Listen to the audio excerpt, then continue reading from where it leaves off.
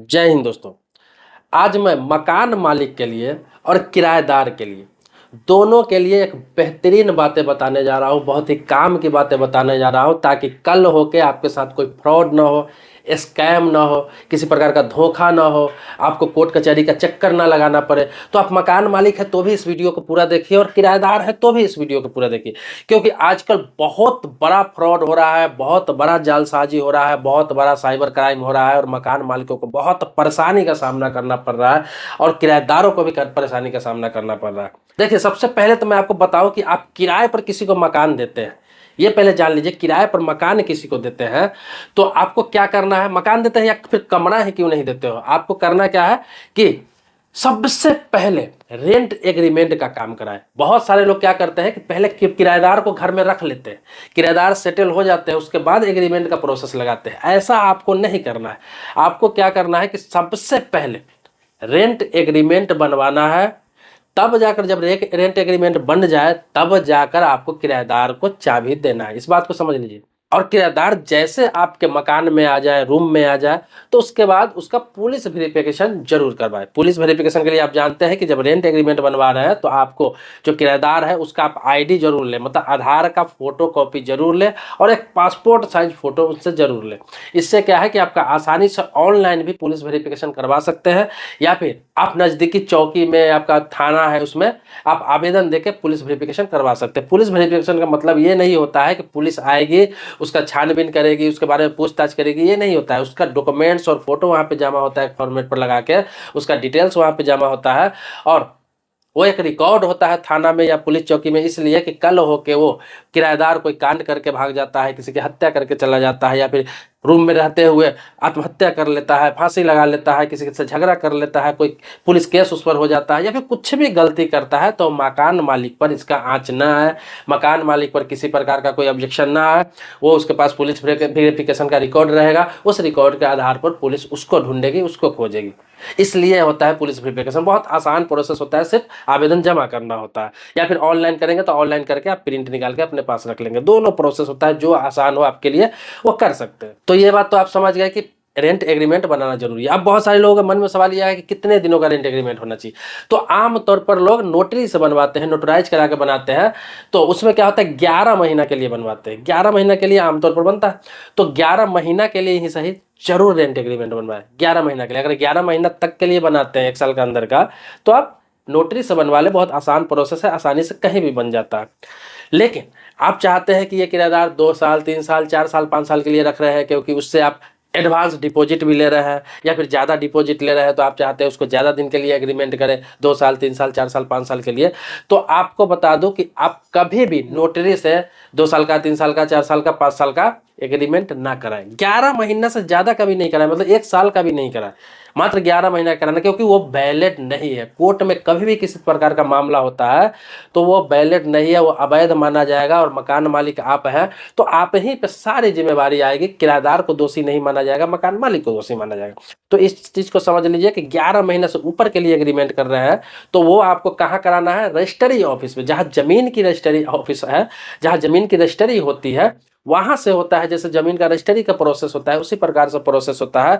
उसमें थोड़ा खर्च होता है, आपको 3,000, 4,000, 5,000 रुपये खर्च होगा, लेकिन उसको आप 5 साल, 10 साल के लिए भी बनवा सकते हैं।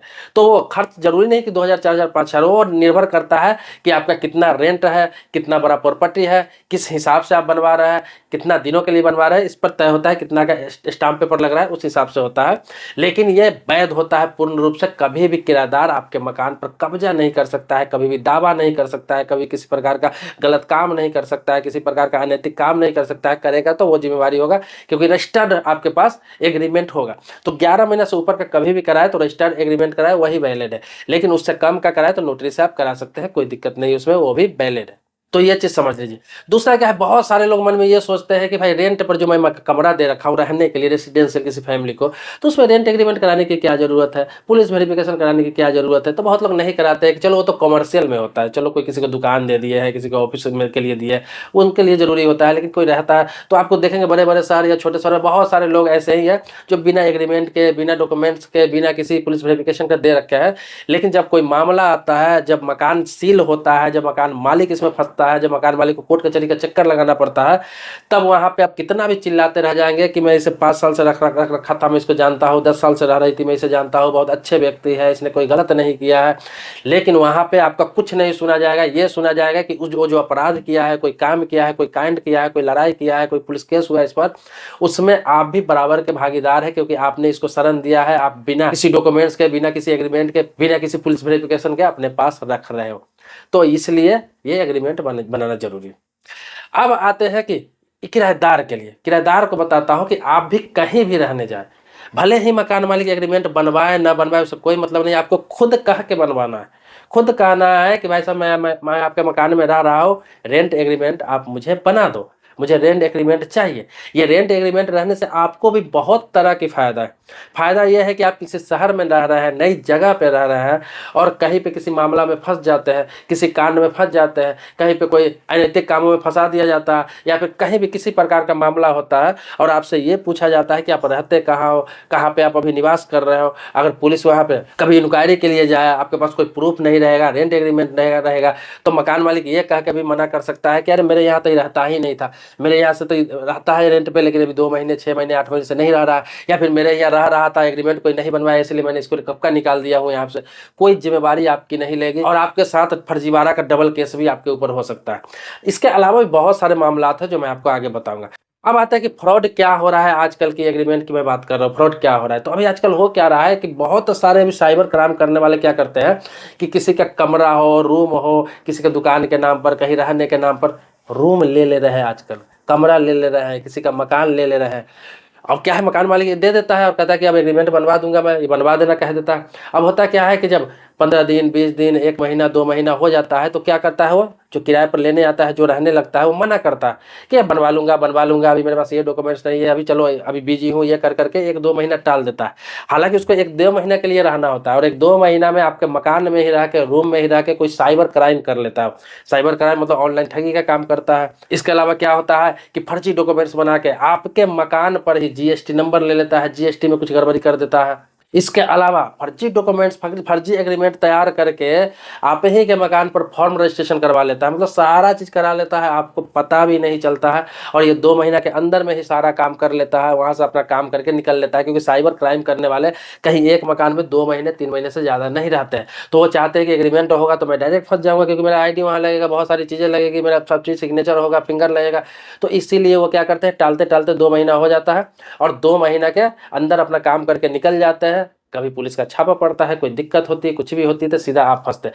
अब आप कहेंगे कि वो मेरे मकान पर जीएसटी क्यों लेगा, फॉर्म रजिस्ट्रेशन क्यों करेगा, किसी प्रकार का फ्रॉड क्यों करेगा साइबर क्राइम वाला, वो तो ऑनलाइन करेगा, तो उससे मुझे क्या मतलब। मैं आपको बता दूं कि ऑनलाइन फ्रॉड करने के लिए भी जीएसटी नंबर की जरूरत पड़ता है, ऑनलाइन फ्रॉड करने के लिए भी फॉर्म के नाम की जरूरत पड़ता है, कंपनी का नाम की जरूरत पड़ता है। अगर उस एड्रेस पर रजिस्ट्रेशन नहीं रहेगा तो किसी को विश्वास कैसे दिलाया जाएगा कि ये कंपनी इस एड्रेस पर चल रहा है, इस कंपनी का करेंट अकाउंट भी खुला हुआ है। अगर जीएसटी नहीं करेगा तो उसका करेंट अकाउंट कैसे खुलेगा जहां से फर्जीवाड़ा कर सकता है। तो इसीलिए इस तरह के बहुत सारे मामले देखे गए जिसमें मकान मालिक फंसे, और मकान मालिक बहुत परेशान हो रहे हैं, कोर्ट कचहरी का उनका चक्कर लग रहा है। भले ही आप साबित कर देंगे कि किराएदार था, आया था, फ्रॉड करके चला गया, लेकिन इसमें आपको भी शामिल माना जाएगा, क्योंकि आप भी उसमें शेयर धारक थे, आप भी शामिल थे, आपने करवाया इसलिए करवाया। अगर नहीं करवाते तो ना आपके पास पुलिस वेरिफिकेशन है, ना ही रेंट एग्रीमेंट है, मतलब कि आप भी इस चीज में शामिल थे, सहभागी थे, आप भी पैसा कमा रहे थे, इसलिए आपको भी दोषी माना जाएगा। हो सकता है आपका मकान सील हो जाए, या फिर हो सकता है आपको जेल जाना पड़े। तो इसलिए मैंने पहले ही कहा था कि कोई किराएदार को आप मकान दे रहा है, रूम दे रहा है, ऑफिस दे रहा है, किसी प्रकार की जगह दे रहा है, तो पहले रेंट एग्रीमेंट तैयार कीजिए। उससे आपको डिपॉजिट लेना है जितना लीजिए, रेंट तय कर लीजिए, उसके बाद उसका आईडी लीजिए, उसका फोटो लीजिए, रेंट एग्रीमेंट तैयार करवाइए 2 कॉपी में, 1 कॉपी अपने पास रखिए, 1 कॉपी रेंटर को दीजिए, तब जाकर उसको चाबी दीजिए कि हाँ ये लो, इस डेट से आप यहाँ पे रह सकते हो। जब आपका रेंट एग्रीमेंट तैयार हो जाए, इसमें है कि दोनों सेफ है। अब सेफ क्यों है, किराएदार को पता चल जाएगा कि मेरा रेंट एग्रीमेंट बन गया है, उसके बाद पुलिस वेरिफिकेशन के लिए आप डॉक्यूमेंट्स वहाँ पर दे देंगे, उसको पता चलेगा कि मेरा पुलिस वेरिफिकेशन भी हो चुका है, मेरा रेंट एग्रीमेंट भी हो चुका है। वो चाह कर भी गलत नहीं करेगा। अगर गलत नीयत से आपका मकान भी लिया है, रूम भी लिया है, दुकान भी लिया है, ऑफिस भी लिया, कुछ भी ले रखा है, गलत नीयत से भी ले रखा है, लेकिन जब ये सब सारा प्रोसेस हो जाएगा तो गलत नहीं करेगा। भले ही 2 महीना में छोड़ के चला जाए, 5 महीना में छोड़ के चला जाए, लेकिन उस एड्रेस पर वो जानबूझ के गलत नहीं करेगा, क्योंकि मैं तो पूरी तरीके से खुद फंस जाऊंगा और आपको कुछ नहीं होगा। कितना भी कांड करे, कितना भी क्राइम कर भी लेता है तो सीधा जिम्मेवारी उसी पर आएगी। आपको किसी प्रकार का कुछ, सिर्फ आपको पुलिस को रेंट एग्रीमेंट दे देना है और पुलिस वेरिफिकेशन का कॉपी दे देना है। इसके अलावा आपको कुछ नहीं करना है। पुलिस समझेगी और वो अपराधी समझेगा, आपका इसमें कुछ लेना देना नहीं रहेगा। तो इसलिए सेफ्टी के लिए मकान मालिक को ये सब चीज़ कराना जरूरी है, और किराएदार को इसलिए कराना जरूरी है जो सही नीयत का बंदा है। सारे, देखिए मैं सारे किराएदार के बारे में थोड़ी नहीं बोल रहा, अभी आजकल हो रहा है ये 10 लोग कर रहे हैं, 20 लोग कर रहे हैं, मतलब ये 0.1% भी लोग ऐसा नहीं कर रहे हैं, लेकिन फिर भी बदनाम सभी लोग हो रहे हैं। सबकी नज़र से सभी को देखा जा रहा है, क्योंकि पता तो नहीं चलता है कि कौन कैसा है, कौन कहाँ से आया, कौन क्या करेगा। तो इसलिए जो अच्छे लोग हैं उसे खुद एग्रीमेंट बनवा लेना चाहिए कह के, ताकि उस पर किसी प्रकार का शक ना हो, शंका ना हो, और मकान मालिक को भरोसा उस पर हो जाए। तो खुद कह के बनवा ले कि मेरा रेंट एग्रीमेंट करा दो, ये लो डॉक्यूमेंट्स और पुलिस वेरिफिकेशन करवा लो। तो ऐसे में क्या है कि मकान मालिक और किराएदार का भी अच्छा रिश्ता रहेगा और लंबे समय तक चलेगा। कभी भी मकान मालिक भी किराएदार पर जोर दबाव ज्यादा नहीं डाल सकता है, इसलिए कि किराएदार ये बोल सकता है कि भाई मेरा तो पुलिस वेरिफिकेशन भी आपने करा रखा है, रेंट एग्रीमेंट करा रखा है, मैं गड़बड़ करूंगा तो मैं खुद फंसूंगा, या फिर मैं गलत काम करूंगा तो खुद फंसूंगा, आपको किसी प्रकार की कोई दिक्कत नहीं आएगी। तो इसीलिए आपके पास भी बोलने के लिए ऑप्शन होगा, आप सीना तान के रह सकते हैं, अच्छे से रह सकते हैं, इज्जत से वहाँ पे आराम से रह सकते हैं। दोस्तों मेरा चैनल ये जागरूकता के लिए, अवेयरनेस के लिए, आप जानते हैं, तो टाइम टू टाइम मैं आपको अवेयर करता रहता हूँ, जागरूक करता रहता हूँ। कोई कांड होता है, कोई स्कैम होता है, जमीन से मामले, प्रॉपर्टी मामला, फैमिली मामला, इस तरह के कोई कानून लॉ, कुछ जानकारी हो, कोई विवाद हो, तो लोग सवाल करते हैं कमेंट बॉक्स में, तो उस टॉपिक पर वीडियो मैं बनाता हूँ। तो कमेंट बॉक्स में आप भी लिखेंगे, सवाल करेंगे, कुछ पूछना है, कुछ जानना हो, किसी टॉपिक पर वीडियो चाहिए, तो कमेंट बॉक्स में आप लिखिए, आपके टॉपिक पर भी वीडियो जरूर बनाऊंगा। देखिए कमेंट बहुत सारे लोग करते हैं, बहुत सारे लोगों का ये भी शिकायत रहता है कि मेरे कमेंट का जवाब आपने नहीं दिया। देखिए कमेंट सैकड़ों की संख्या में आता है, कभी कभी हजारों की संख्या में आ जाता है किसी किसी वीडियो में, तो सबका कमेंट का जवाब देना संभव नहीं हो पाता है, आप भी समझ सकते हैं। तो मैं क्या करता हूँ, कमेंट सिमिलर कमेंट बहुत सारे रहते हैं, तो मैं क्या करता हूँ उस टॉपिक पर वीडियो बना देता हूँ। वीडियो बनाने से क्या होता है कि आपके साथ साथ और भी लोगों को उस सब्जेक्ट के बारे में जानकारी हो जाती है। तो कमेंट करें और इंतजार करें, उस टॉपिक पर आज न कल वीडियो जरूर आए। दोस्तों अभी सब्सक्राइबर अभी नहीं है, मेरे वीडियो देख रहे हैं तो चैनल को सब्सक्राइब कर लीजिए, बगल में बेल घंटी दबा लीजिए। लेकिन सब्सक्राइबर है, पहले से सब्सक्राइब कर रखे हैं, पहले से वीडियो देखते हैं, तो इसके लिए कोटि कोटि धन्यवाद देता हूँ। आभारी हूँ आपका। मिलते हैं नेक्स्ट वीडियो में एक नए मुद्दे के साथ, तब तक के लिए शुक्रिया, धन्यवाद, जय हिंद दोस्तों।